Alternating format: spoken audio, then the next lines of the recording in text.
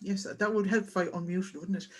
Hi, you're very welcome. My name is Anne Walsh, and you're here for this 20-minute session of what I call Excel goodness. And today it's called a list, my kingdom for a list.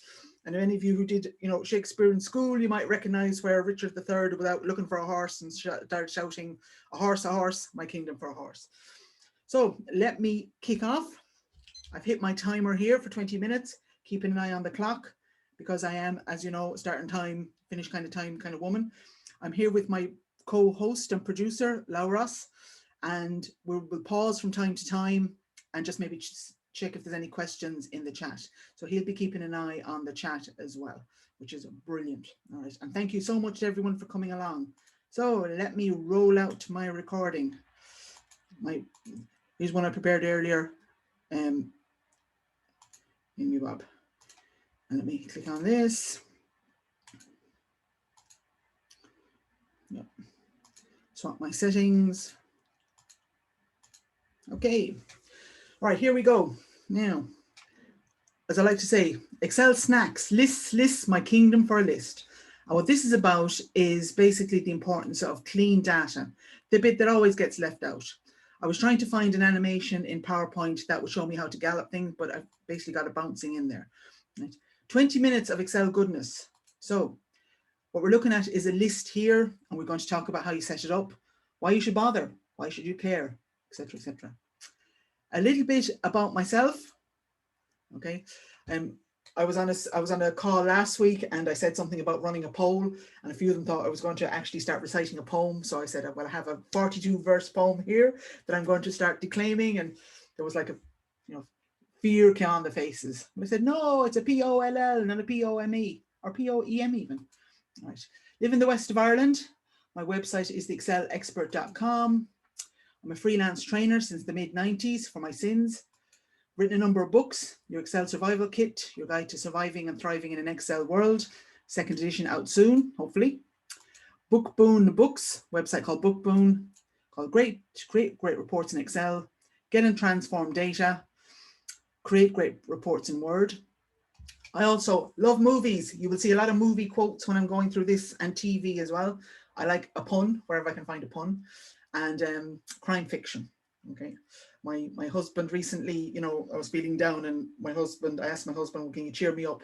And he said, look, there's a serial killer on the telly. So that kind of tells you, what I really like. I also have one son who's a software engineer. He's the lovely gentleman here with me today, Lauros. And I can really say you can blame that on his mother, since mothers get blamed for most things. Okay, so let's talk about this topic for today. What you will learn. What does a list mean? Why is it important? In other words, why should you care?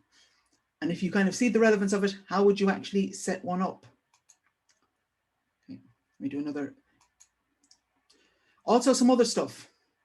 Yes, this will be recorded, and it'll be sent out afterwards with the file that I'm going to use in this session. So as I like to point out, that's your weekend sorted. Right. One upcoming snack, details later on, and the details will be in the email with the recording. And that's going to be on pivot tables. So next week is going to be on pivot tables. And for pivot tables, you need clean data, which is one of the reasons why you have this bit. If you need to ask any questions, you can pop them into the chat. All right, and I'll pause at various intervals just to check in with you as well. All right, so let us have a little chat about lists. So are you, wait for it, listless? I had to go there, all right. So first of all, incorrect, unclean data setup. That is the biggest cause of, one of the biggest causes of problems in Excel. It's often why your formulas don't work, why you can't get your pivot table to format correctly. So you see somebody and they do it really, really well and it looks effortless, usually because they've done all that work in preparing the data beforehand. Right? So that's where, I got my unclean photo there from that one. If you need to do any sort of analysis, pivot tables, summaries, it is like 100 times easier if you have a list or a table, because that is the way Excel assumes your data will be organized. Okay, that's kind of like the key bit here. Okay. So Excel assumes clean data, i.e. a list. Right? You could refer to it as a list or a table, but I suppose one of the reasons I picked list rather than table, although I use the words interchangeably, is that a list, my kingdom for a list, kind of fits better than table, my kingdom for a table. So it wasn't completely technical reason. Couple of criteria for clean data: no blank rows, no blank columns. Okay, you will have blank cells because maybe people don't have an email address, they don't have a mobile phone number, their address is very short, whole bunch of reasons why you have blank cells, but no blank rows or no blank columns. Okay. Single-celled headings, you need to think amoeba. Right. So for those of you who did biology in school, you might remember that single-celled organism called an amoeba. That's the way you need to think of your headings. As I like to point out, when you're putting in headings for your data, this is not the place for the director's cut. You just want it in the cell, that's it. Because generally speaking, what Excel does is, if you have a big long descriptive, Excel looks at it and says, oh, that's interesting, and then just kind of highlights the bottom one. Right? So you need to kind of like be short and snappy when you're doing your headings. Okay. No ditto in data. Every row must be complete, right? So if you handwrite a list, all right, and for example, you have a list with a name on it and so on, and what you want to do is you say somebody's name and then you put like 5 courses beside them, you normally have a gap after it, and people as humans will say, okay, yeah, that means it's the same person doing it. That does not work in data. You need to put in the name of the person every row needs to be complete if you want it to work. Secondly, you need to be like with like. You need to be consistent. Okay. So, for example, Galway is not equal to County Galway. All right. And you, as any human, will look at that and say, same place. No, from a technical point of view, digital point of view, 2 separate things. County Galway is not equal to CO Galway. Okay. So you need to kind of have consistent data entry. One of my favorite stories about this is about the IT department who said that he found 430 iterations of the same word. Yeah, you don't want that, all right? So consistency is one of these things that's kind of, might be a bit boring in some aspects of your life, but when it comes to data, makes it much easier. So you're probably saying, yeah, that's grand. You've kind of half sold me, all right? How do I get it? So first of all, we need to get the Holy Grail. So do we need to get, first of all, Indiana Jones? I wish, I'm afraid not. Harrison Ford in his younger days when he was Indiana Jones. What we're going to do instead is that you use a thing called tables, drop-down lists, and ideally use formulas or VLOOKUPs, all right? And in the file I've sent you, that you'll be sending after this, you'll see if where I've done drop-downs, and also an example of a VLOOKUP in it as well. So I'm going to stop the share for a moment. I even click the stop share a second, and just to see any questions. No, nothing yet. Everybody's happy enough. We're all distracted by that picture of Harrison Ford. At least some of you are anyway. Some of you may not be so distracted by Harrison Ford, but that's fine. So lovely. So let's have a look at a demo now and see what this looks like. Okay. Now, when I was checking this earlier, the heart went crossways in me because when I opened the file, it was blank. So I had a moment of, oh my God, what am I going to do? Okay, let me do my share screen again. All right. So I'm going to go here to the sheet called data entry sheets. All right. And here I have a list of fictional names and fictional courses. So these I got from a website that I like to point out of fake name generator. So if I click along here and you see this data here, this ticks all the boxes. No blank rows, no blank columns. First row, nice and kind of each of them fit into a cell. Ideally, what I should have done is actually make this more granular and actually kind of have, like, for example, a name and surname in separate headings. That would have been even better, to be honest with you, when I'm looking at it here. Right? Because if you need to sort by or analyze different things, the more kind of granular you can be, the better. Okay. So if I come down here to the bottom and I set this up and let's say this is a drop-down list, which I'm going to show you how to do in this session. I pick one of my friends here, Harding Brandy book. All right, and you see I've used a VLOOKUP, okay, which I know we haven't done. It auto populates here, and then I come along here and I choose one of the courses that he has attended, which could be ring bearing, bread making, beer drinking, or wizardry, any of the above. So let's say it's a Friday, put him down for a bit of beer drinking. Okay. Now the beauty of this is that, you know, beer drinking will always be spelled the same way. Even if you have drunk beer, it will be spelled the same way. Right? So this is where, and it means now if you need to go back and do a pivot table on this, it's like, it's very straightforward. And if you also notice here as I'm scrolling down, you see the headings go into it, like name, gender, position, status, department, and so on. And that's because I've converted to something called a table. Right? And the way you convert something into a table is that you go to insert and then third from the left, table. Right? So we kind of use the table, it ticks all the boxes. So I want to just pause at this point just to see, and then I'll just give you a demo of how you set up something like this. Okay. Any questions, Lauros? No, all happy so far. All happy. All right. Well, they're quiet anyway. Maybe they might be happy, but they're quiet. All right. Okay. So I'm going to go here to my, let's say demo. Okay. So I picked the same headings here. I've just typed them in. And we're going to put our lists over here. And generally speaking, it's a good idea that you try and kind of put your lists onto a separate sheet because it's just much easier to manage. Okay. And what I want to happen here is in my demo, okay, I've got the name, gender, and let's say position.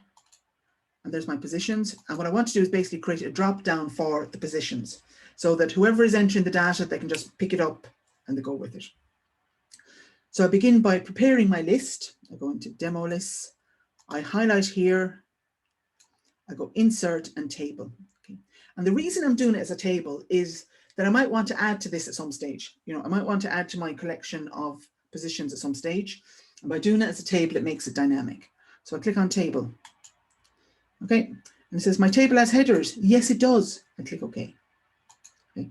I also want to give it a name. So the place I give it a name is called a range name. And the reason we're doing it is that we want to be able to kind of tell Excel, look, here's the list, here's the list, this named range is the thing I want you to pick out and use as the source for the dropdown. So I click up here beside D4 and I type in, let's say, position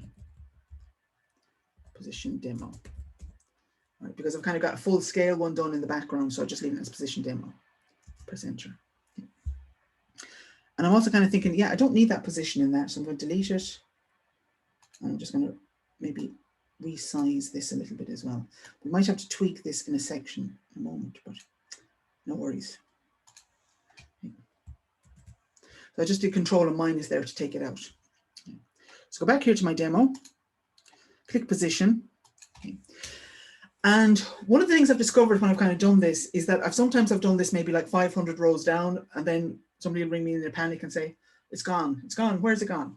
So what I often do is I just basically do the lazy thing, click here in position, control shift arrow down, got it all selected, and come up here on the side. So it means that the list now will go right down to the bottom for 1,000,000 rows, which will keep me going for a while. I go to data, and then I go over here to data validation. So think of data validation, D, DV, DV. And then you have 3 options here. Okay, you have your settings, the input message, and the error alert. The key ones you need here are the settings. So I choose list. List, my kingdom for a list. Come down to source, and then I press F3 on the keyboard. What that does is that it calls up a list of my range names. So there's my one there, position demo. And for extra flavor, input message, please pick position from list. And if you're feeling cranky, which all of us do from time to time, error message. What wasn't clear about picking it from the list?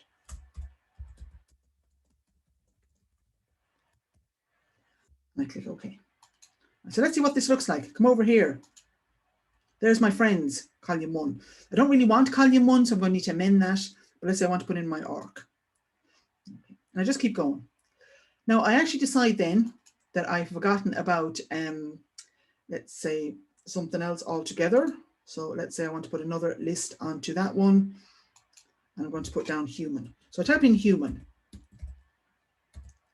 And it has conniptions. It says, what wasn't clear about picking it from the list? And I say, oops, I'm sorry, cancel. And it won't let me go any further. Right? So what I need to do at this point is I need to go back into my demo list and I lash in human at the bottom. And I'm going to do two things now. Table design. I'm going to knock off my header row because I don't want any accidental column entries. And I'm also going to sort this alphabetically because it makes it easier. A to Z. There we go. And then when I come back to my demo, there we go. There's my human. Yay. Ready to go and so on. And basically when you're entering the data, you would just keep going like that with it and add it into it. And then you'd also use your VLOOKUP. Now I'm going to stop the share at a moment and just see, has anybody got any questions? We're kind of running up to 4 minutes to the hour. All good. All good so far? Okay, good, brilliant. If you have any questions now, just pop them in the chat and I will try and get to them fairly soon. All right, once we kind of finish up. Right. So this is, let me go back now to my PowerPoint again for a second. So that kind of gives you a flavor of how you set up a list. It's really important. You want to have consistent data entry. It means that if you need to do things with your data later on, like, you know, summarize it with a pivot table, extract formulas from it, and so on. Yeah, Rosemary, you're absolutely right. You do need to practice the flow of it.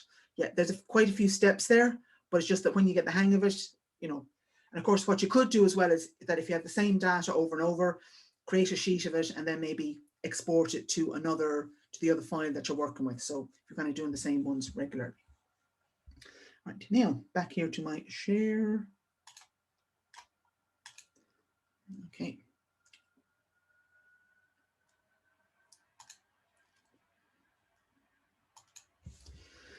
Okay, so ladies and gentlemen, can you still see Harrison Ford? If you want to give me a thumbs up, you can see Harrison Ford.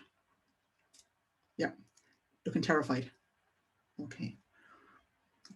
So just great stuff, brilliant. All right. So I just want to kind of just bring this to a close by just reminding you about the next one, which is going to be next Friday.